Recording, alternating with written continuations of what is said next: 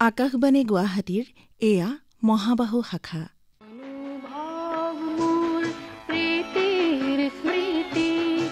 আলাপ অনুৰাগ।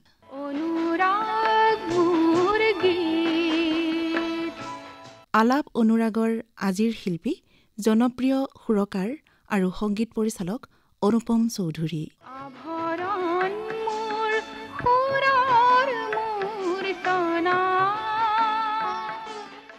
প্ৰামাণ্য আলেখ্যখনিৰ ৰচনা আৰু প্ৰযোজনা অজয় কুমাৰ বৰাৰ।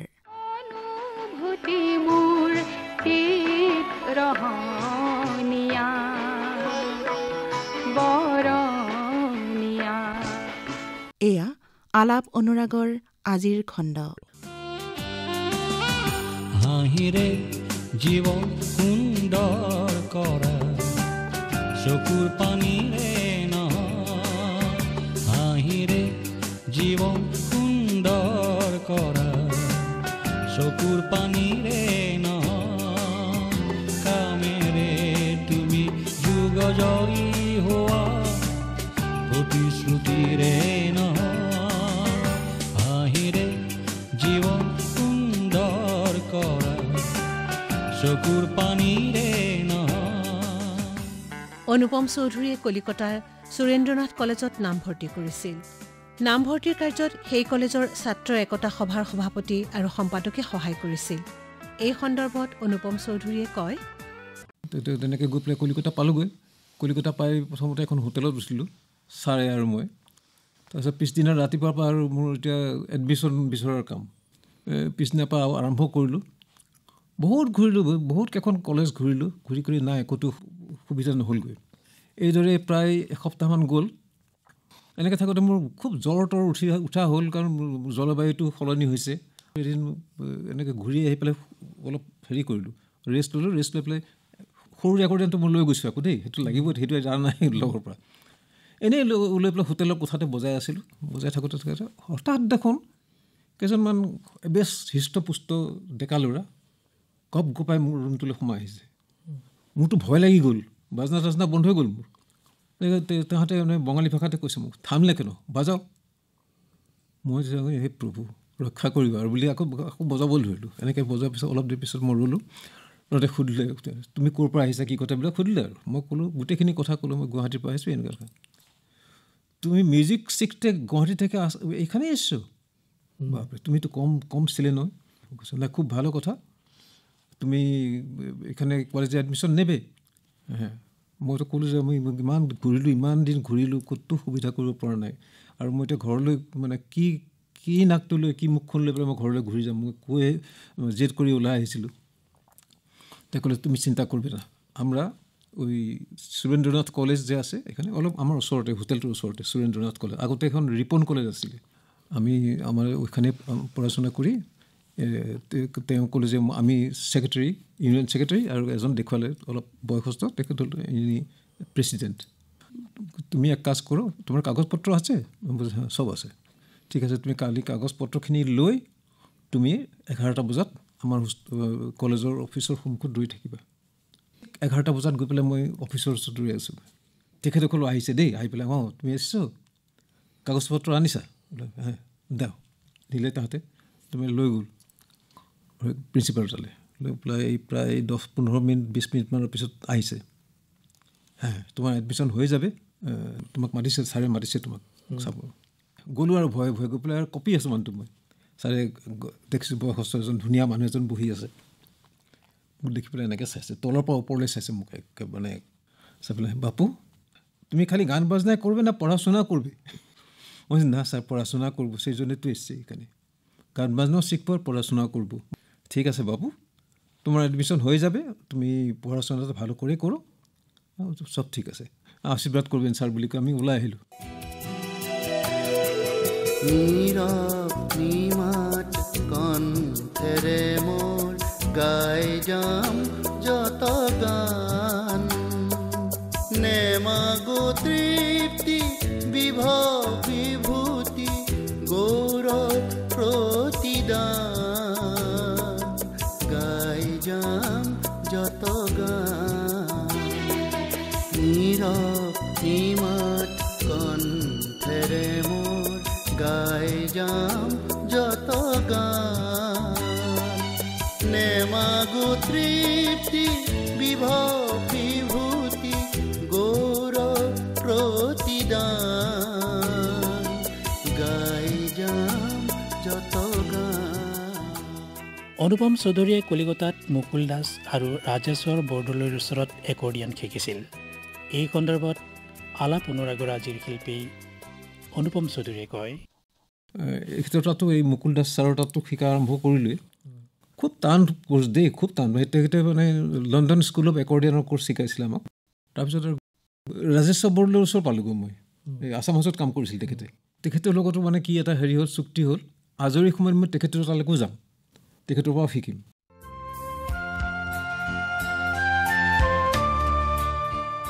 কলিকতাত অনুপম চৌধুৰী 3 বছৰ আছিল। একৰ্ডিয়ান শিক্ষাৰ 8ম লেভেললৈ তেওঁ পাইছিল। ইতিমধ্যে তেওঁ PU পাছ কৰাত গুৱাহাটীলৈ ঘূৰি আহে আৰু গুৱাহাটী কমাৰ্চ কলেজত ডিগ্ৰীত নাম লগায়। পাছলৈ এই কলেজৰ পৰাই ডিগ্ৰী লয়। এই সন্দৰ্ভত অনুপম চৌধুৰীয়ে কয়, তাত পিছত মোৰ পঢ়া শুনাটো খুব নহ'লগৈ। মই পিছত ইয়াত আহি গুৱাহাটী কমাৰ্চ কলেজত আকৌ এডমিশ্যন লৈ তাৰ পৰাহে মই সাং কৰিলোঁ। আপুনি তাত কি পঢ়িছিল? তাতে হেৰিলৈকে তেতিয়া PU আছিলে, PUটো পাছ কৰিলোঁ। PU পাছ কৰি পেলাই বাকী ডিগ্ৰী তাত নহ'লগৈ। 3 বছৰ মানে এইফালে বেছি মন দিলোঁতো, তাত মানে থাকিলোঁ। আৰু মই দেখিছোঁ যে নহ'ব পাৰোঁ। মানে ঘৰতো ক'লোঁ যে তই যি ভাল দেখ কৰ, আৰু আমাৰ এতিয়া আমি একো নকওঁ। তাৰপিছত ইয়াত আহি পেলাই গুৱাহাটী কমাৰ্চ কলেজত এডমিশ্যন ল'লোঁ। কিমান চনত আহিলে গুৱাহাটী কমাৰ্চ? 3 বছৰ। তেতিয়া মই 64ত গৈছিলোঁতো, 64, 64, 5, 6 তেনেকুৱা আছে। আহি পেলাই গুৱাহাটী কমাৰ্চ কলেজত যেতিয়া ভগৱান লকৰ ছাৰ আছিলে, তেখেতক কথাবিলাক কওঁতে ক'লে, ঐ ভাল কাম এটাতে তুমি সময় নষ্ট কৰিছা, ঠিক আছে আমি আহি নকৰোঁ হ'ব। তেখেত আকৌ বৰ খুব মানে পজিটিভ মাইণ্ডেড আছিলে মানুহজন। এডমিশ্যন দিলে তেখেতে। তাৰপিছত ইয়াতে হেৰি কৰি আৰু ইয়াতো কমাৰ্চ কলেজত বেছ ভাল প্ৰগ্ৰেম কৰিছিলোঁ। এনেকৈ এই সংগীত জগত তেনেকৈ আৰম্ভ হ'ল আৰু সংগীত জীৱনটো মোৰ।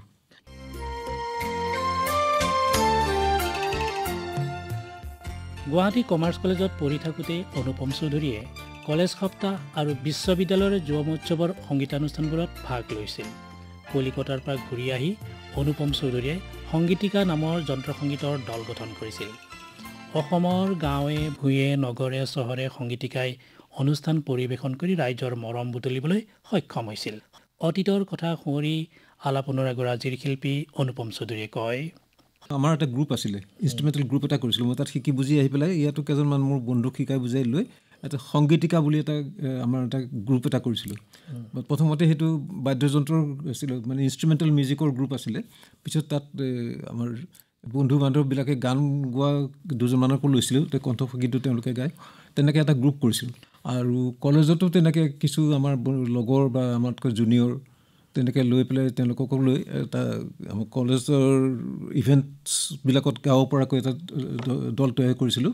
তেখেতক লৈ পেলাই আমাৰ যিবিলাক বিশ্ববিদ্যালয় হেৰি হয় সেইবিলাকত জইন কৰি ভাল নাম কৰা হৈছিলে। সংগীতিকাত তেতিয়া আছিলে মোৰ লগৰ ফাৰুক জামাল বুলি এজন আছিলে, খুব ভাল। তেখেত নাই এতিয়া সেই সংগীতিকাৰ আমাৰ লগৰ যিসকল মানে সদস্য আছিলে তেখেতৰ তাৰ এতিয়াও নাই, আৰু 1 বা 2জনহে আছে। দীপক মজুমদাৰ আছিলে, ফাৰুক জামাল আছিলে, তাৰপিছত হিমাদ্ৰী দত্ত বুলি আছিলে, ছেক্সোফোন বজাইছিলে এজন। বাৰ্নাৰ্ড বুলি এজন আছিলে, তেওঁ ক্লেৰিনেট বজাইছিলে। গণেশ বৰুৱা, তেওঁ ড্ৰামছ বজাইছিলে, ঢোলক বজাইছিলে। এনেকৈ কৰি পেলাই আমি গঠনটো কৰিছোঁ। এই সংগীতিকা কেৱল গুৱাহাটীতে কৰিছিল? অসমৰ বিভিন্ন ঠাইত আমি প্ৰগ্ৰেম কৰি আছোঁ। কলৈ গৈছিলে? বহুত ঠাইত গৈছিলোঁ, ডিব্ৰুগড়, যোৰহাট, তাৰপিছত ইফালে ধুবুৰী, গৌৰীপুৰ, গোৱালপাৰা, এনেকৈ যিমান তেজপুৰতো কৰিছোঁ, বহুত কৰিছোঁ। ডিব্ৰুগড়তো বহুত প্ৰগ্ৰেম কৰিছোঁ। দুলীয়াজান এইবিলাকতো কৰিছোঁ, বহুত কৰিছোঁ। বিহুৰ সময়ত মানে আমাৰ খুব হেৰি হয় আৰু বিচাৰে মানে।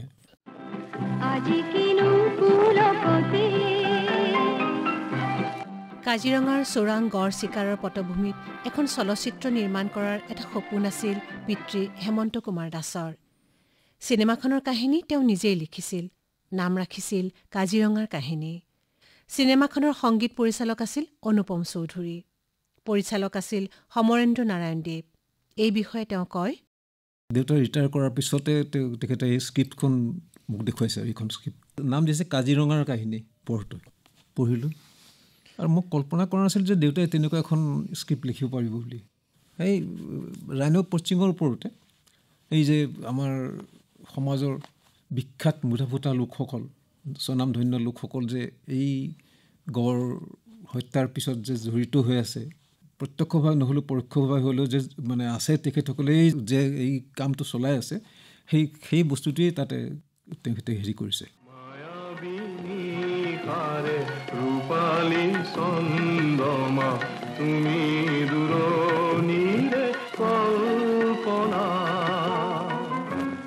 কাজিৰঙাৰ কাহিনী চিনেমাখনত মুঠ 4টা গীত আছিল। তাৰে এটা জ্যোতি সংগীত, আন 2টা গীত লিখিছিল তফজ্জুল আলীয়ে, কণ্ঠ নিগৰাইছিল মিহিৰ বৰদলৈ আৰু আৰতি মুখাৰ্জীয়ে।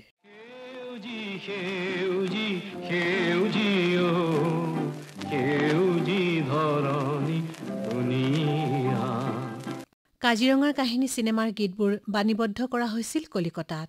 ষ্টুডিঅ'ত লগ পাইছিল সৰ্বভাৰতীয় খ্যাতনামা গীতিকাৰ আৰু সংগীত পৰিচালক সলিল চৌধুৰীক। অতীতৰ কথা ৰোমন্থন কৰি আলাপ অনুৰাগৰ আজিৰ শিল্পী অনুপম চৌধুৰীয়ে কয়, মোৰ অসমৰ সংগীত জগতৰ, অসম আৰু অল ইণ্ডিয়া বেচিছত মোৰ 2জন ৰোল মডেল আছে। মোৰ অসমৰ ৰোল মডেল হ'ল জয়ন্ত হাজৰিকা, তেখেতক মই খুব মানো, খুব ভাল পাওঁ। আৰু সৰ্বভাৰতীয় পৰ্যায়ত মোৰ ৰোল মডেল হ'ল সলিল চৌধুৰী, তেখেতক মই মোৰ দ্ৰোণাচাৰ্য বুলি কওঁ। তেখেতক মিউজিকৰ ষ্টাইলটো খুব ভাল পাওঁ, তেখেতৰ হেৰিবিলাক। আৰু তেখেতে যিটো মানে ইণ্ডিয়ান আৰু ৱেষ্টাৰ্ণৰ পাঞ্চ কৰে, সেইটো মানে কি বুলি ক'ম আৰু খুব ৰেয়াৰ। আচ্ছা, এতিয়া যেনেকৈ সি যিটো গান মানে এই বাগানীয়া সুৰৰ এটা গান কৰিছিলোঁ, ঝুমুৰ এটা, তাৰ এগৰাকী মানে হেৰি এটা কেৰেক্টাৰ আছে, যে এগৰাকী লেবাৰ ছোৱালী, সেই গানটো তেওঁৰ লিপছত থাকে। আৰু তেতিয়া সেই গানটো মানে ষ্টুডিঅ'ত মনিটৰ কৰিব, মনিটৰ কৰাৰ পিছত টেক হ'ব। আৰু তাত আৰু কি এবাৰ মনিটৰ কৰিব, নেক্সট বাৰ টেক, এটা টেকতে হ'ব লাগে। খুব চব এক্সপাৰ্ট, মিউজিচিয়ান টিউজিচিয়ান চব এক্সপাৰ্ট। তো সেই গানটো মই মনিটৰ কৰিব ওলাওঁতে হঠাৎ এজন মানুহ সোমাই আছে আমাৰ ষ্টুডিঅ'ৰ কণ্ট্ৰল ৰুমত। আমি য'ত বহি আছোঁ, অলপ ডাৰ্ক কমপ্লেক্সন, পায়জামা পাঞ্জাবী পিন্ধা সোমাই আহিছে। মই ক'ব নোৱাৰাকৈ থিয় হৈ গৈছোঁ দেই। তেতিয়াহ'লে চাইছোঁ যে ক'ৰবাত দেখা লাগিছে মানুহজন। ইমান নাৰ্ভাছ হৈছোঁ মই, কি কাৰণে ক'ব নোৱাৰোঁ, নাৰ্ভাছ হৈ গ'লোঁ মোৰ, কাৰণ অন্তৰখনে কৈছে কোন তেওঁ। তাৰপিছত আহি পেলাই হেৰি সত্যেন্দ্ৰহঁত চব থিয় হৈ পেলাই আহি আছোন বহিব দিলে সুন্দৰকৈ। আৰু সত্যেন্দ্ৰৰ মানে চাউণ্ড ৰেকৰ্ডিষ্টৰ কথা কৈছোঁ মই। তেখেতৰ খুব ভাল অভ্যাস এটা আছিলে, তেখেতক চিনাকি কৰি দিয়ে মানুহক, আহিলেই প্ৰত্যেক এনেই অমুক এনেকৈ চিনাকি কৰি দিয়ে। তেতিয়া মোক মাতি পেলাই, অনুপম এনেই এনেকৈ দেখি চিন্তা পাৰিছ? মই একদম স্পেল বাউণ্ড বুলি কয়, মই একো ক'ব নোৱাৰোঁ ক'ত আছোঁ। এনেই হ'ল সলিল চৌধুৰী, মই জানো তেখেত সলিল চৌধুৰী বুলি। কৈছে সলিল চৌধুৰী তুমি প্ৰণাম কৰোঁ। মোক প্ৰণাম কৰিবলৈ পাহৰি গৈছোঁ। সেইজন মানুহক মোৰ চকুৰ আগত পাইছোঁ, কিন্তু প্ৰণাম কৰিব পাহৰিছোঁ। মোৰ লগে লগে প্ৰণাম কৰিছোঁ। প্ৰণাম কৈছে, আচ্ছা, তেওঁক বুজাই দিলে যে ইণ্ডিয়া আছাম থেকে এসছে, নতুন music director, youngest music director of Assam. তেতিয়া বুজাই কৰিলে, তুমি আছাম থেকে এসছো, আমি ওখানে ছিলাম, আমিতো হাতীখুলি, আমার বাবা মেডিকেল অফিসার ছিল হাতীখুলি গার্ডেনের, ওইখানে আমি বাবার সাথে ছিলাম। ওইখানে আমিও করেছি এই বাগানিয়া সুরের উপর করে আমি অনেক গান করেছি। দেখে হাতীখুলিত আছিল নহয়, ক'লে খুব করে এটা কি তোমার কম্পোজিশন না? হ্যাঁ, আমি একটু শুনতে পারি, আমার গান আপনি শুনবেন, বাপরে বাপ, এটা আমার পরম সৌভাগ্য। এটা মানে কি বলবো, যে গ'ল গৈ পেলাই তেওঁ যোৱাৰ লগে লগে সেই যিটো ষ্টুডিঅ' ফ্ল'ৰত সোমোৱাৰ লগে লগে মিউজিচিয়ানবিলাক চব থিয় হৈ পেলাই নমস্কাৰ জনাইছে, ইমান সন্মান কৰিছে। তাৰপিছত গানটো শুনি কৈছে, খুব ভাল গান কৰিছোঁ তুমি, এতিয়া বাগানীয়া চুৰিৰ ওপৰত খুব ভালো ব্লেণ্ড কৰিছোঁ তুমি, খুব ভাল হৈছে।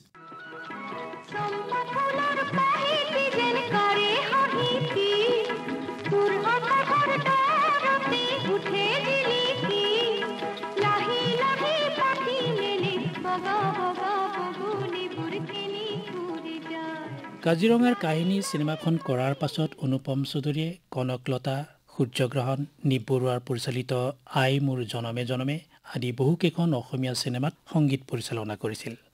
কুলদা কুমাৰ ভট্টাচাৰ্যৰ কেইবাখনো টেলিফিল্মত অনুপম চৌধুৰীয়ে সংগীত পৰিচালনা কৰিছিল। এই সন্দৰ্ভত তেওঁ কয়, কনকলতা এখন কৰিলোঁ, কনকলতাৰ ওপৰত হেৰি সেইটো দিলীপ ডেকা আৰু কুন্তল ডেকা প্ৰডিউচাৰ আছিলে, ডাইৰেক্টৰ আছিলে। তাৰপিছত এখন আই মোৰ জনমে জনমে নিপ বৰুৱাৰ পৰিচালনা, সেইখন কৰিলোঁ। আৰু এখন কৰিছিলোঁ সূৰ্যগ্ৰহণ বুলি, সেইখন আমাৰ জন্স মুহুলি আছিল যে, তেখেতে পৰিচালনা কৰিছিলে। কিন্তু সেইখন চিনেমাখন কি কাৰণে ক'ব নোৱাৰোঁ, সেইখন নহ'লগৈ, মুক্তি নাপালে। এইকেইখনেই ছবি কৰিছিলোঁ মই। আৰু টেলিভিশ্যনটো এই যে বহুত কেইখন কৰিছিলোঁ এই হেৰি আমাৰ কুলদা ভট্টাচাৰ্যজী যে বিনোদা তেখেতৰ কেইখনমান আছিলে এখন আছিলে দি গেটৱে বুলি আছিলে এখন আৰু এখন ট্ৰিকাল বুলি আছিলে বৰ চেলেঞ্জিং ষ্টৰী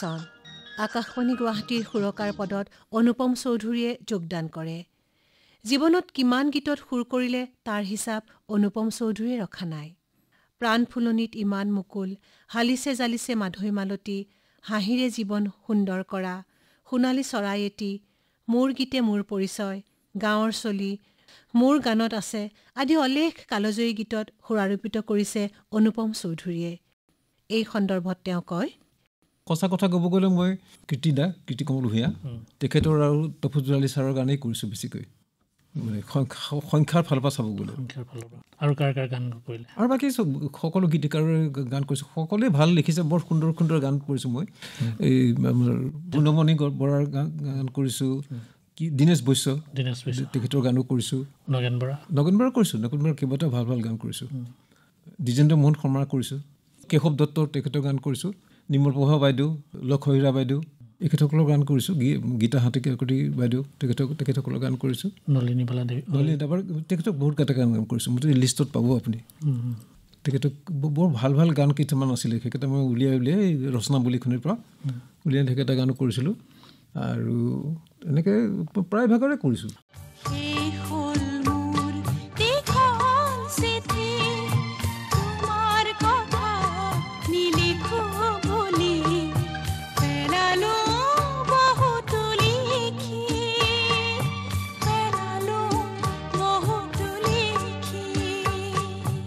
অনুপম চৌধুৰীয়ে সুৰ কৰা গীতত সমৰ হাজৰিকা মন্দিৰা লাহিৰী অনিমা চৌধুৰী পুলক বেনাৰ্জী শান্তা উজিৰ ঋতুপৰ্ণ শৰ্মা লোকনাথ গোস্বামী পংকজ বৰদলৈ দীপেন বৰুৱা নমিতা ভট্টাচাৰ্য তৰালী শৰ্মা সংগীতা কাকতি মনোৰঞ্জন গগৈ হাছিনা হাজৰিকা আদি অসমৰ আগশাৰীৰ কণ্ঠশিল্পীসকলে কণ্ঠ নিগৰাইছিল জীৱনকালত অসংখ্য অনাতাঁৰ আলেখ্য আৰু সংগীতালেখ্যত সংগীত পৰিচালনা কৰিছে অনুপম চৌধুৰীয়ে তাৰে ভিতৰত স্বাধীনতা সংগ্ৰামত লোকসংগীতৰ প্ৰয়োগ এই বিষয়ত কৰা স্বৰ্ণ আহ্বান নামৰ সংগীতালক্ষ্যখন উল্লেখযোগ্য তেওঁ নজৰুল গীতক অসমীয়ালৈ অনুবাদ কৰোৱাই সুৰাৰোপিত কৰিছিল জ্যোতিপ্ৰসাদ আগৰৱালা ৰচিত গীততো সুৰাৰোপ কৰিছিল অনুপম চৌধুৰীয়ে এই সন্দৰ্ভত আলাপ অনুৰাগৰ আজিৰ শিল্পী অনুপম চৌধুৰীয়ে কয় তাৰমানে এই ৰচনাৱলীখন চাওঁতে দেখা গ'ল তাত কিছু গীত আছে তাত এটা ফুটনোট দিয়া আছে তাত লিখা আছে যে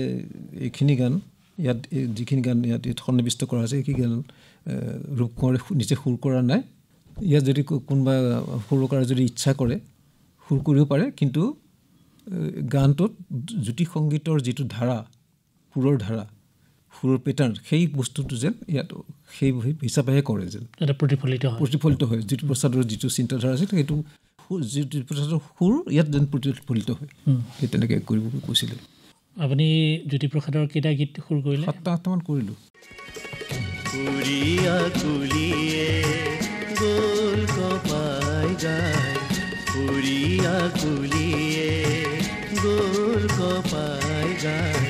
বননিৰ বাতৰি দিলে বননিৰ বাতৰি দিলে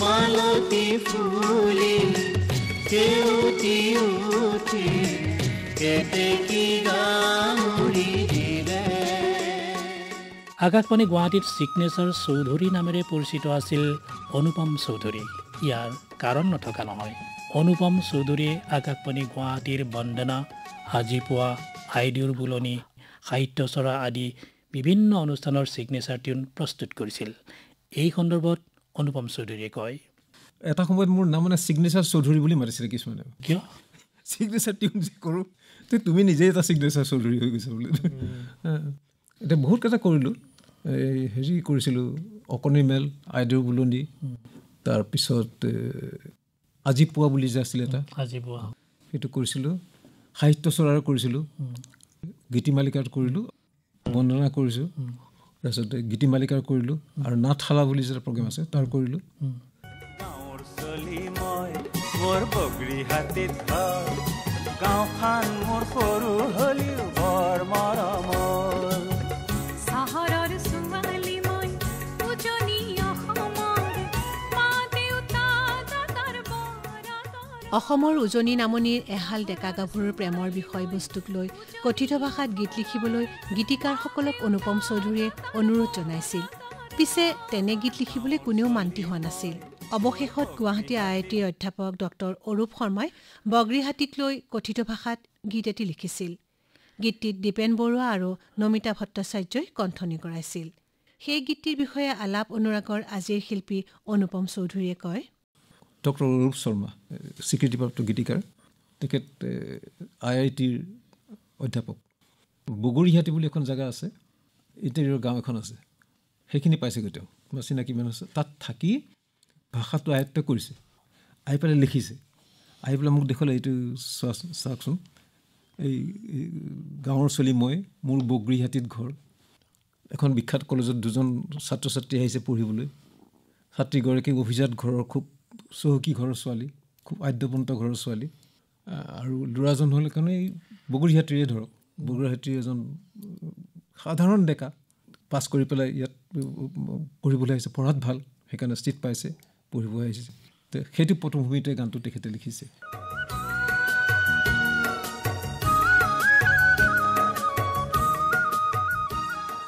1993 চন আকাশবাণী কলিকতাই আয়োজন কৰিছিল এটি বিশেষ সংগীতানুষ্ঠান। সেই সংগীতানুষ্ঠানত ভাৰতবৰ্ষৰ পূৰ্বাঞ্চল আৰু উত্তৰ পূৰ্বাঞ্চলৰ সুৰকাৰ আৰু শিল্পীসকলক অনুষ্ঠান পৰিৱেশন কৰিবলৈ আমন্ত্ৰণ জনাইছিল। সেই সংগীতানুষ্ঠানলৈ আকাশবাণী গুৱাহাটীৰ প্ৰতিনিধিৰূপে ভাগ লৈছিল অনুপম চৌধুৰীয়ে। তেওঁ কয়, 1993 চনৰ 19 মে তাৰিখে আকাশবাণী কলকাতা কেন্দ্ৰৰ উদ্যোগত এখনি আটক ধুনীয়া সংগীতানুষ্ঠানৰ আয়োজন কৰা হৈছিল। এই সংগীতানুষ্ঠানখনি অনুষ্ঠিত কৰা হৈছিল কলকাতাৰ বিৰলা সভাগাৰ প্ৰেক্ষাগৃহত। এই সংগীতানুষ্ঠানখনিলৈ অনুষ্ঠান পৰিৱেশন কৰিবৰ বাবে ভাৰতৰ পূৰ্বাঞ্চল আৰু উত্তৰ পূৰ্বাঞ্চলৰ ৰাজ্যসমূহৰ আকাশবাণী কেন্দ্ৰসমূহৰ সুৰকাৰ আৰু শিল্পীসকলক আমন্ত্ৰণ জনোৱা হৈছিল। দৰাচলতে এই অনুষ্ঠানৰ মূল উদ্দেশ্য আছিল আকাশবাণী কেন্দ্ৰসমূহৰ যি সুৰকাৰ আৰু শিল্পীসকল, তেখেতসকলৰ বিভিন্ন সৃষ্টিৰাজিৰ বিভিন্ন দিশ, যেনে সৃষ্টিৰ উৎস, সৃষ্টিৰ পৰিসৰ, তেখেতসকলৰ বিভিন্ন অভিজ্ঞতা, এইবোৰৰ বিষয়ে ভাৱৰ আদান প্ৰদান। এই অনুষ্ঠানত আকাশবাণী গুৱাহাটী কেন্দ্ৰক প্ৰতিনিধিত্ব কৰাৰ বাবে মই সুযোগ লাভ কৰিছিলোঁ। এই সংগীতানুষ্ঠানখনত মোৰ সুৰৰ গীত পৰিৱেশন কৰিছিল কলকাতাৰ বিশিষ্ট সুকণ্ঠী গায়িকা ইন্দ্ৰাণী সেন মহোদয়ে আৰু অসমৰ কণ্ঠশিল্পী পুলক বেনাৰ্জীদেৱে। সিদিনাখন আমাৰ আকাশবাণী গুৱাহাটী কেন্দ্ৰৰ অনুষ্ঠান পৰিৱেশন যথেষ্ট উচ্চ মানদণ্ডৰ হৈছিল। সেইবাবে হয়তো আমাৰ অনুষ্ঠানসমূহে শ্ৰোতা দৰ্শকৰ পৰা ভূয়সী প্ৰশংসা লাভ কৰিছিল। সেই বিশাল প্ৰেক্ষাগৃহত 20-25 জনীয়া অৰ্কেষ্ট্ৰা এটা কণ্ডাক্ট কৰিবলৈ সুযোগকণ পাই মই ৰোমাঞ্চিত হৈ পৰিছিলোঁ। কিন্তু মোৰ মনত আছে, আমাৰ অনুষ্ঠান শেষ হোৱাৰ পিছত কলকাতাৰ বিশিষ্ট সংগীত পৰিচালক তথা একৰ্ডিয়ান বাদক কল্যাণ সেন বৰা ডাঙৰীয়াই আনন্দতে মোক মঞ্চৰ পৰা দাঙি লৈ গৈছিল। পিছদিনাখন পুৱা কলকাতাৰ বিভিন্ন বাতৰি কাকতসমূহত আকাশবাণী গুৱাহাটী কেন্দ্ৰৰ ভূয়সী প্ৰশংসাই ঠাই পাইছিল, আৰু সেই প্ৰশংসা বাণীসমূহ পঢ়ি মই নিজকে গৌৰৱান্বিত অনুভৱ কৰিছিলোঁ। এই স্মৃতিসমূহ আজি মোৰ অন্তৰত চিৰসেউজ হৈ আছে। এটা কথা এইখিনিতে স্বীকাৰ কৰিবই লাগিব, আকাশবাণী গুৱাহাটী কেন্দ্ৰত কৰ্মৰত হৈ থকাৰ বাবেই এনেবোৰ বিৰল সুযোগ মোৰ ভাগ্যত ঘটিছিল। ইয়াৰ বাবে কিন্তু মই আকাশবাণী গুৱাহাটী কেন্দ্ৰৰ ওচৰত চিৰকৃতজ্ঞ। জয়টো আকাশবাণী গুৱাহাটী, জয়টো আকাশবাণী।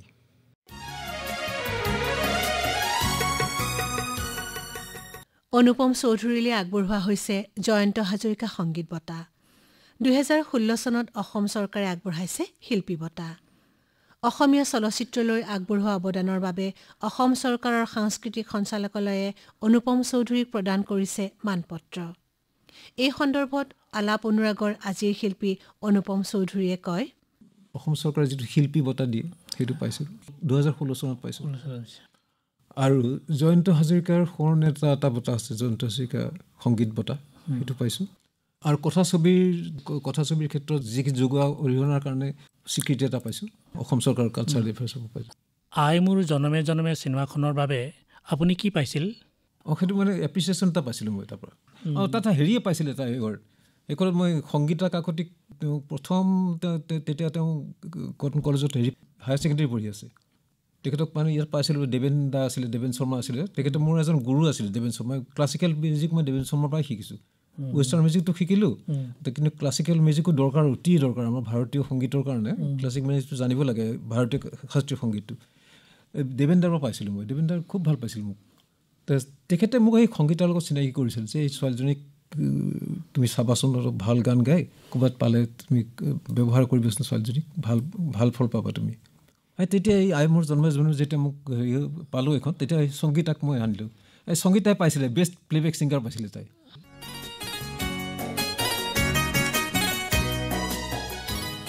2007 চনত অনুপম চৌধুৰীয়ে আকাশবাণীৰ কৰ্মজীৱনৰ পৰা অৱসৰ লয়। অৱসৰ লোৱাৰ পাছত তেওঁলৈ আগবঢ়োৱা হৈছিল আকাশবাণীৰ কম্পোজাৰ কেটেগৰীৰ টপ গ্ৰেড শিল্পীৰ সন্মান। কেৱল অসম নহয়, উত্তৰ পূৰ্বাঞ্চল তথা সৰ্বভাৰতীয় পৰ্যায়ত কম্পোজাৰ কেটেগৰীৰ টপ গ্ৰেড পোৱা তেওঁৱেই প্ৰথম অসমীয়া শিল্পী। অনুপম চৌধুৰীৰ পত্নীৰ নাম ইভা চৌধুৰী, কন্যা মেলডী পাটগিৰি, পুত্ৰ আকাশদ্বীপ চৌধুৰী। নিজৰ পৰিয়ালৰ কথা আলাপ অনুৰাগৰ আজিৰ শিল্পী অনুপম চৌধুৰীয়ে এইদৰে কয়। মোৰ পৰিয়াল বুলিলে আমি দুজন, অৰ্থাৎ মোৰ সহধৰ্মিনী শ্ৰীমতী ইভা চৌধুৰী আৰু মই। আমাৰ দুটি সন্তান, ছোৱালীজনী ডাঙৰ, তেওঁৰ নাম মেলডী পাটগিৰি। মেলডী আকাশবাণী গুৱাহাটী কেন্দ্ৰৰ সৈতে অংশকালীনভাৱে জড়িত। ল'ৰাটি সৰু, তেওঁৰ নাম আকাশদ্বীপ চৌধুৰী। তেওঁ এটি ব্যক্তিগত নিউজ চেনেলত কৰ্মৰত। জিৰ ফালৰ নাতি মেঘৱনে গুৱাহাটী বিশ্ববিদ্যালয়ত M.Com পঢ়ি আছে। এই আমাৰ এটি সৰু পৰিয়াল। মোৰ গীতে মোৰ পৰিচয়, মোৰ গীতে মোৰ পৰিচয়, গীততে পাবা। এইগৰাকী অসমৰ জনপ্ৰিয় সুৰকাৰ, সংগীত পৰিচালক, আলাপ অনুৰাগৰ আজিৰ শিল্পী অনুপম চৌধুৰীৰ সুস্বাস্থ্য আৰু দীৰ্ঘায়ু কামনা কৰিছোঁ। এতিয়াও সংগীত চৰ্চাত জড়িত হৈ থকা অনুপম চৌধুৰী চিৰদিন আমাৰ নৱপ্ৰজন্মৰ পাথে হওক, তাকেই কামনা কৰিছোঁ। মোৰ পৰিচয়, মোৰ গীতে মোৰ পৰিচয়।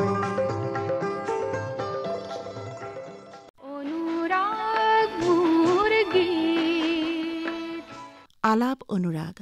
অসমৰ জনপ্ৰিয় সুৰকাৰ আৰু সংগীত পৰিচালক অনুপম চৌধুৰীৰ কৰ্মজীৱনৰ আধাৰত যুগুতোৱা প্ৰামাণ্য আলেখ্যখনিৰ দ্বিতীয় তথা অন্তিম খণ্ডটি শুনিলে। প্ৰামাণ্য আলেখ্যখনিৰ ৰচনা আৰু প্ৰযোজনা অজয় কুমাৰ বৰাৰ। বিৱৰণী লিপিকা মেধি আৰু অজয় কুমাৰ বৰাৰ। অনুৰাগ মোৰ গীত আভৰণ